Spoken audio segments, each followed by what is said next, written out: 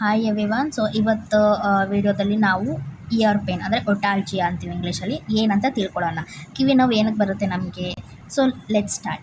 Year pain is due to ear problem or nearby structure. ಒಂದು ಅದರ ಸುತ್ತಮುತ್ತ year ಅಂದರೆ ಒಂದು ಕಿವಿ ಸುತ್ತಮುತ್ತ ಏನಾದರೂ ಪ್ರಾಬ್ಲಮ್ ಆಗಿದ್ದರೆ ಅಥವಾ ಕಿವಿ ಒಳಗಡೆ ಏನಾದರೂ ಒಂದು ಇನ್ಫೆಕ್ಷನ್ ಆಗಿದ್ರು ಕೂಡ ನಮಗೆ ಇಯರ್ ಪೇನ್ ಆಗುತ್ತೆ.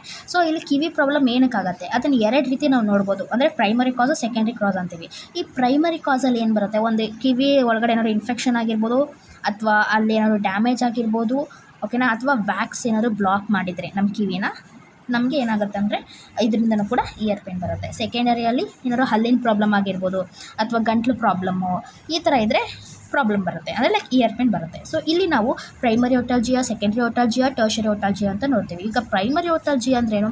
ಇದು ಕಿವಿ ಒಳಗಡೆ ಮಾತ್ರ ಪೇನ್ ಇರುತ್ತೆ, ಬೇರೆ ಎಲ್ಲೂ ಇರಲ್ಲ, ಕಿವಿಯಿಂದ ಅಷ್ಟೇ ಬರ್ತಿರುತ್ತೆ. ಸೆಕೆಂಡರಿ ಅಂತಂದರೆ ಏನಾಗುತ್ತೆ, ಈ ಇಯರ್ ಪೇನು ಕಿವಿಯಿಂದಲ್ಲಿ ಏನು ಪ್ರಾಬ್ಲಮ್ ಇಲ್ಲ, ಕಿವಿಲಿ ಏನೂ ಪ್ರಾಬ್ಲಮ್ ಇಲ್ಲ, ಬೇರೆ ಯಾವುದೋ ಒಂದು ಲೊಕೇಶನಲ್ಲಿ ಬೇರೆ ಯಾವುದೋ ಪಾರ್ಟ್ಸಿಂದ ಪ್ರಾಬ್ಲಮ್ ಇರುತ್ತೆ, ಅದು ನಮಗೇನಾಗುತ್ತೆ ಸೆಕೆಂಡರಿ ಒಟಾಲ್ಜಿಯಾ ಆಗಿ ಕಾರಣ ಆಗುತ್ತೆ. ಅಂದರೆ ಆ ಪೇನ್ ಸೆನ್ಸ್ ಆಗುತ್ತೆ, ಓಕೆನಾ.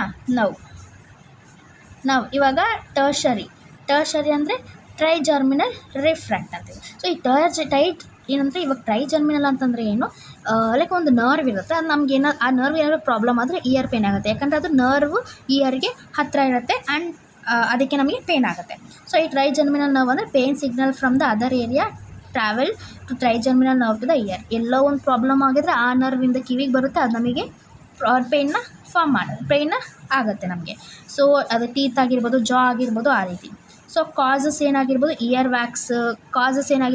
ವ್ಯಾಕ್ಸ್ ಆಗಿರ್ಬೋದು ಅಥವಾ ಇಯರ್ ಡ್ರಮ್ ರಪ್ಚರ್ ಆಗಿರ್ಬೋದು, ಪರ್ದೆ ಅಂತೀವಲ್ವ, ಅದೇನಾದರೂ ಹರಿದೋಗಿದ್ರೆ ಅದು, ಅಥವಾ ಇಯರ್ ವ್ಯಾಕ್ಸ್ ಏನಾದರೂ ತುಂಬಿಕೊಂಡಿದ್ರೆ, ಈ ರೀತಿ ಅಕ್ಯೂಟ್